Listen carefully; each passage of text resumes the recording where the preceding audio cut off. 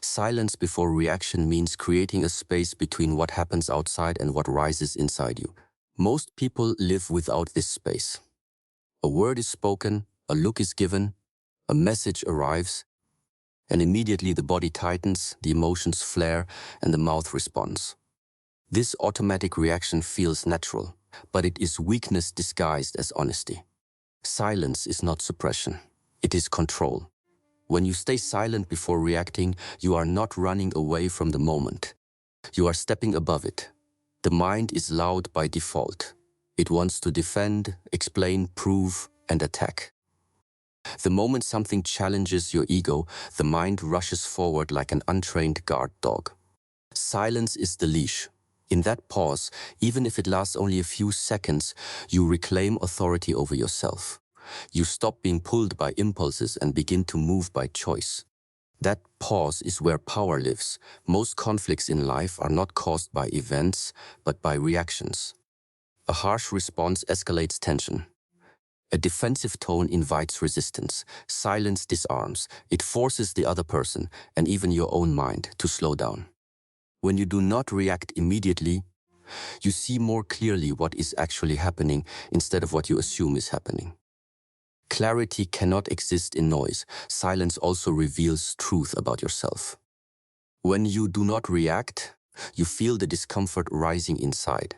The urge to speak, to interrupt, to justify yourself becomes intense. That urge exposes attachment. Attachment to being right, to being respected, to being seen. Silence teaches you where you are still weak.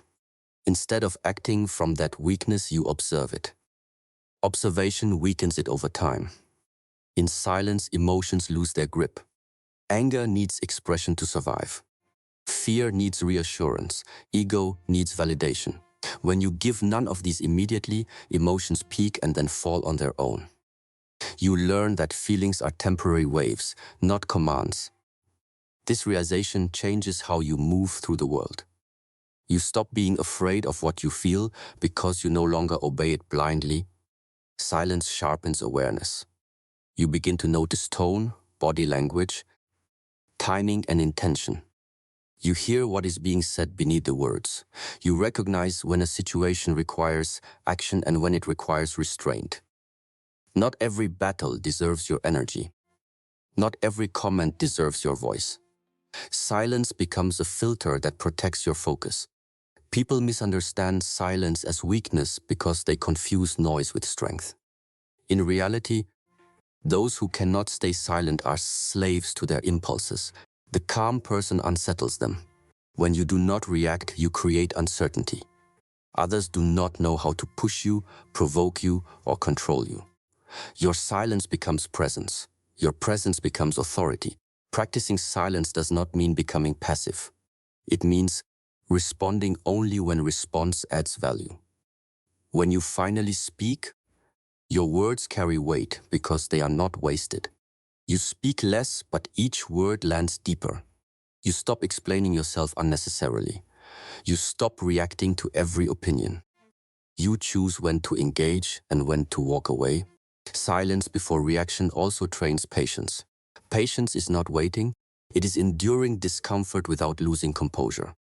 In daily life, this may look small.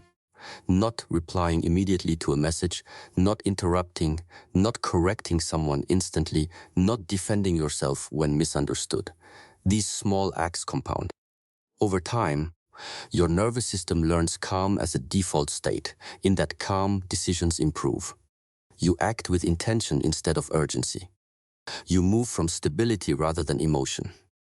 Others may move faster, speak louder, react harder, but you move cleaner.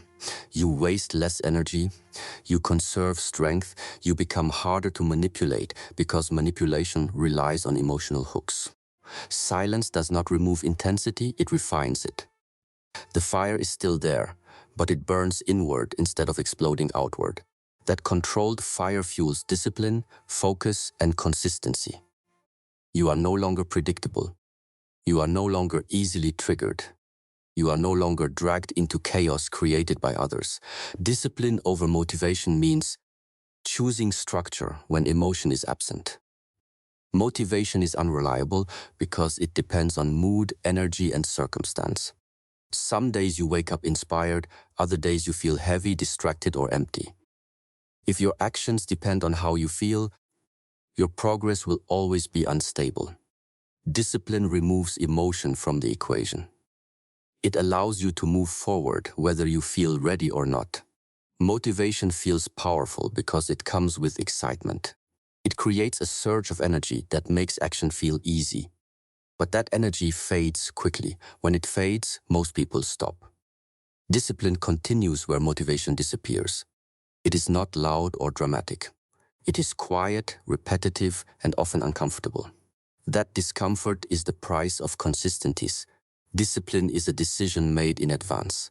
You decide who you are and how you act before the moment arrives.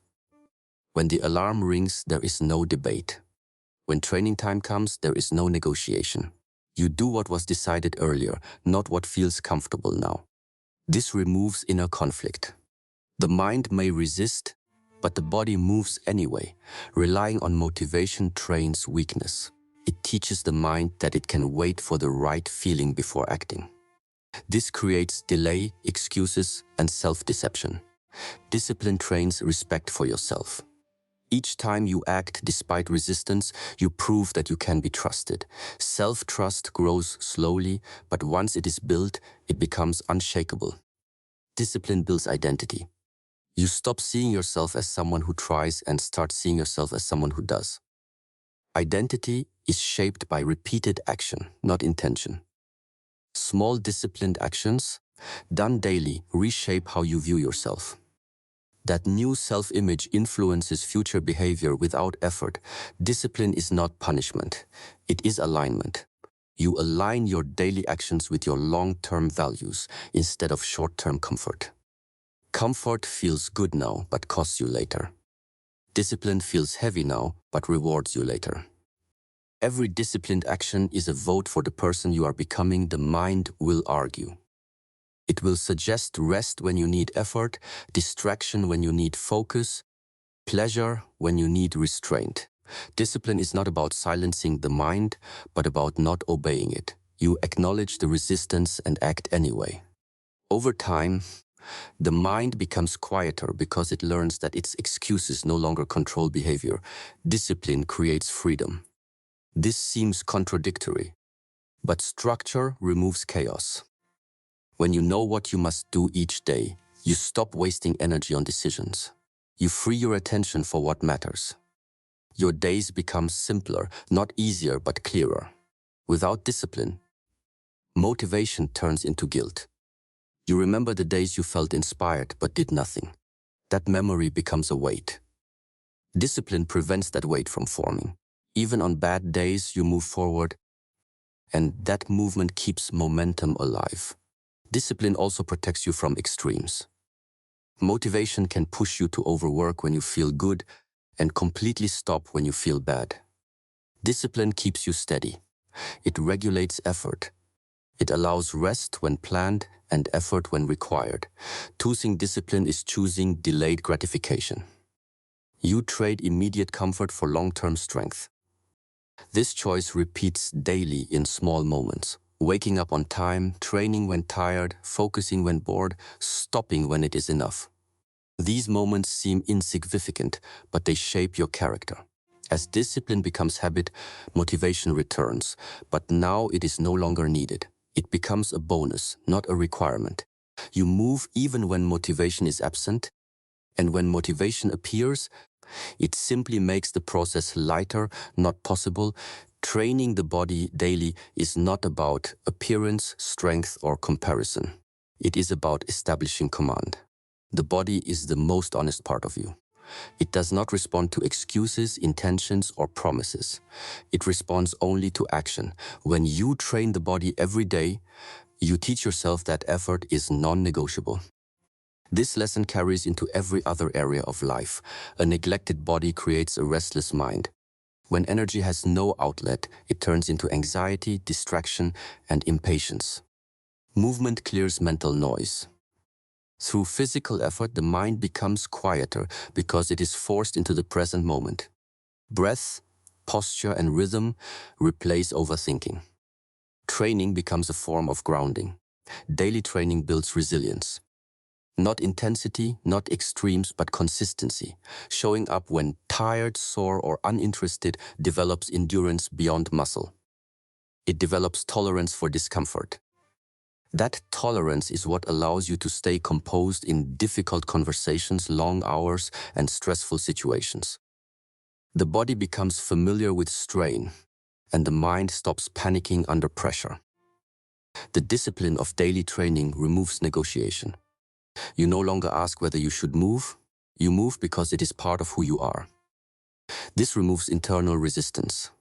Resistance drains energy. Action restores it. Even short sessions reinforce identity. The duration matters less than the act of showing up. Training the body also restores respect for limits. When you move daily, you learn when to push and when to restrain. You feel fatigue before collapse, you sense tension before injury. This awareness teaches balance. Strength without awareness leads to damage. Awareness without strength leads to fragility.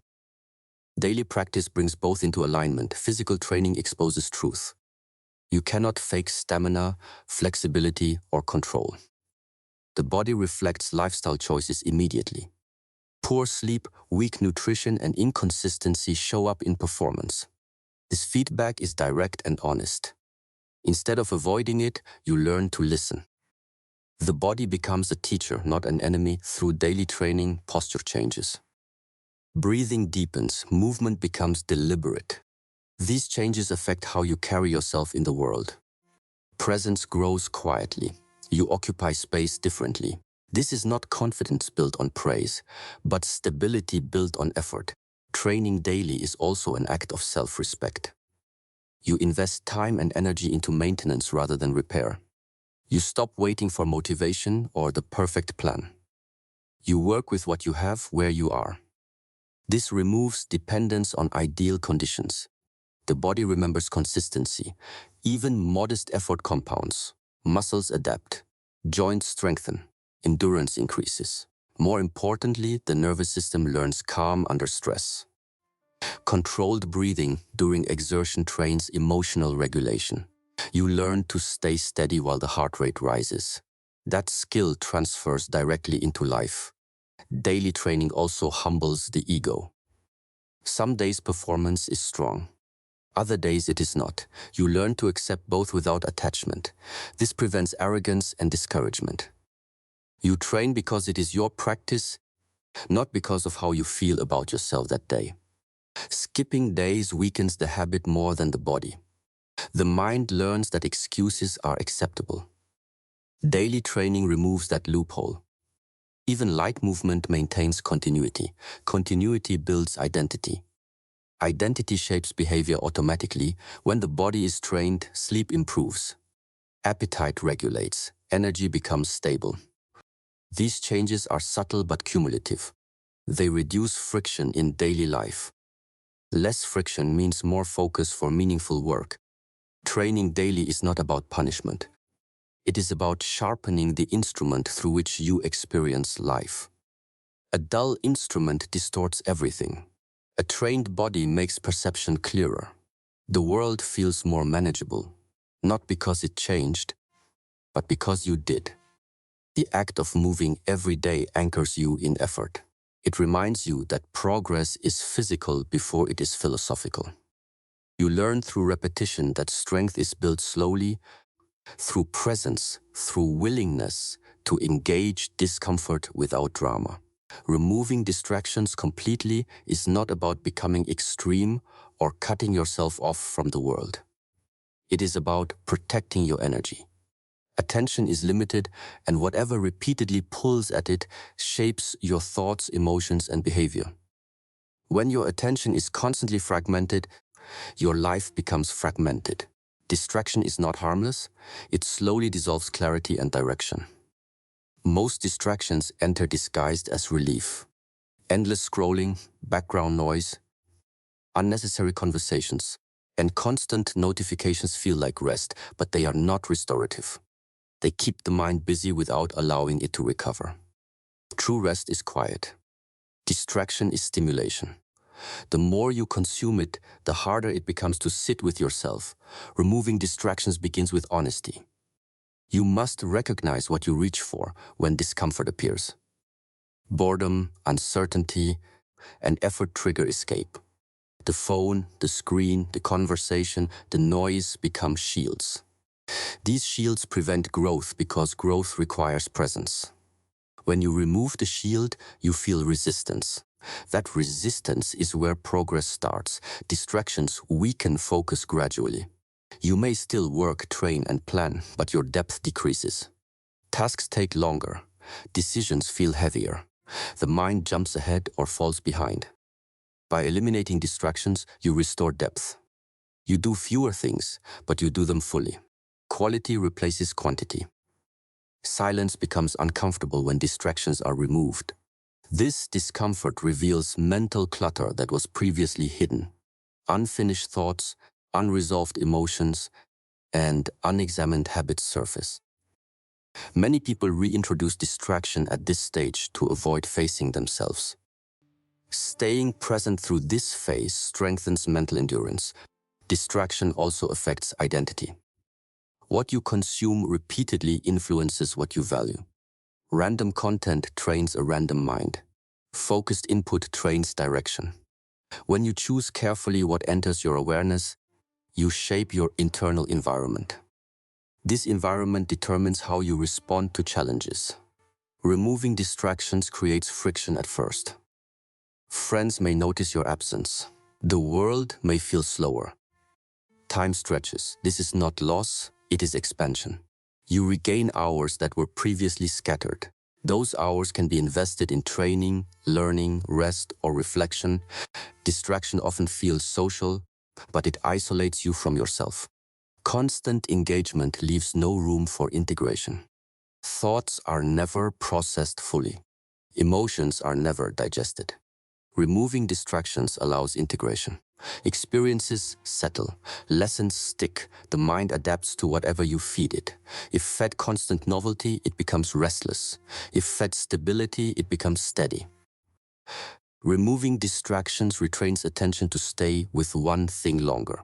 This ability is rare and powerful. It allows you to work through difficulty instead of escaping it.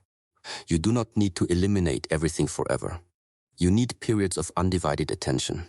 During these periods, there is no multitasking. One task, one intention, one place. This trains presence. Over time, presence becomes natural. Distractions also reduce emotional resilience. When every uncomfortable feeling is immediately numbed, tolerance decreases. Removing distractions increases tolerance. You learn that discomfort is survivable. This builds confidence that does not depend on external soothing. The environment plays a role. Cluttered spaces invite distracted behavior. Simplifying surroundings supports mental clarity. Fewer objects, fewer options, fewer inputs. The external order reflects internal order. Removing distractions is an act of discipline. It requires saying no repeatedly, no to impulse, no to convenience, no to habit. Each refusal strengthens self-command. Self-command leads to freedom. As distractions fall away, priorities become visible. You notice what matters because there is less noise competing for attention. Decisions become simpler. Actions become aligned. Without constant interruption, the mind begins to settle. Focus deepens. Effort feels lighter. Time becomes something you use, not something that escapes. Choosing pain with purpose means willingly stepping into discomfort that strengthens you instead of avoiding it and later suffering regret. Pain is unavoidable. The difference lies in timing and intention. Either you choose short-term discomfort that builds capacity, or you experience long-term pain caused by stagnation, weakness, and missed potential. Purpose gives pain direction. Without purpose, pain feels meaningless and breaks you. Most people spend their lives avoiding discomfort. They seek ease, softness, and constant reassurance. This avoidance does not remove pain, it delays it. The pain returns in different forms: frustration, self-doubt, resentment, and a sense of being trapped. Choosing pain early prevents heavier pain later. Purposeful pain is controlled. It has boundaries. Training the body, waking early, confronting difficult truths, and maintaining discipline are all forms of chosen discomfort. They are difficult but measurable. You know why you are doing them. This clarity changes your relationship with pain. It becomes information instead of a threat. When pain is chosen, fear loses power. Fear thrives on uncertainty. Purpose replaces uncertainty with intention. You know the cost, and you accept it. This acceptance calms the nervous system. The body may resist, but the mind remains steady. Purposeful pain builds respect for yourself. Each time you endure something difficult without escaping, you prove that you can be relied upon. This reliability forms inner confidence. Confidence built this way is quiet and durable. It does not depend on success or praise. Pain with purpose also sharpens focus. When effort is uncomfortable, attention narrows. Distractions fall away. You become present because presence is required to endure discomfort. This presence increases efficiency and awareness. Avoiding pain weakens tolerance. Small challenges begin to feel overwhelming. Choosing pain reverses this trend. Gradually, your threshold increases. What once felt heavy becomes manageable.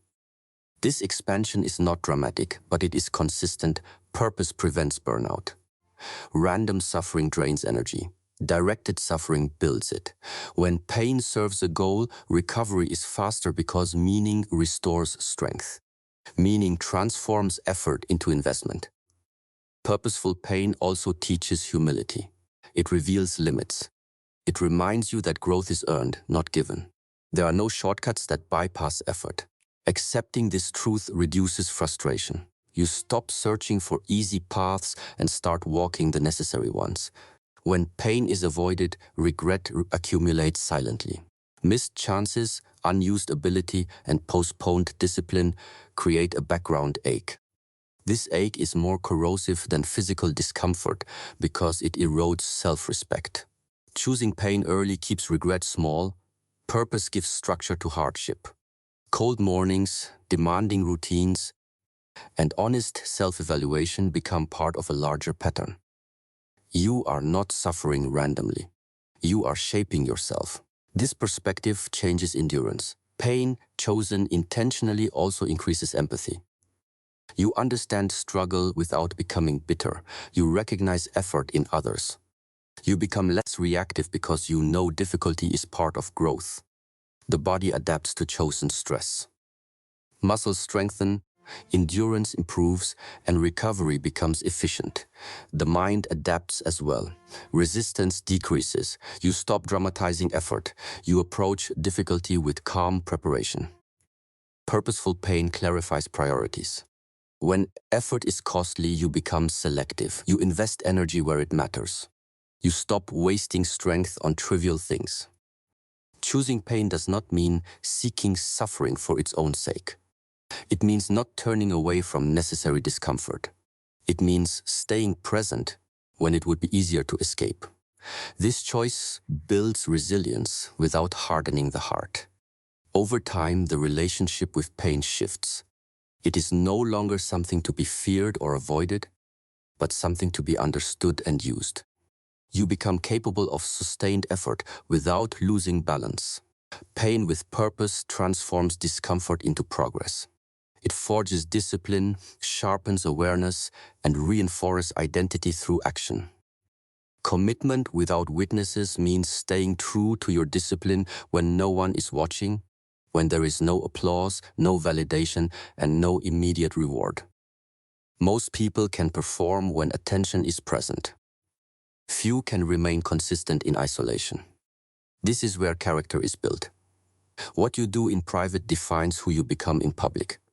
External accountability can initiate action, but it cannot sustain transformation.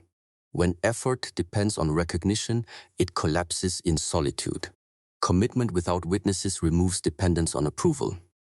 You act because it aligns with your standards, Not because it is seen, solitude exposes intention. Without observers, excuses surface easily.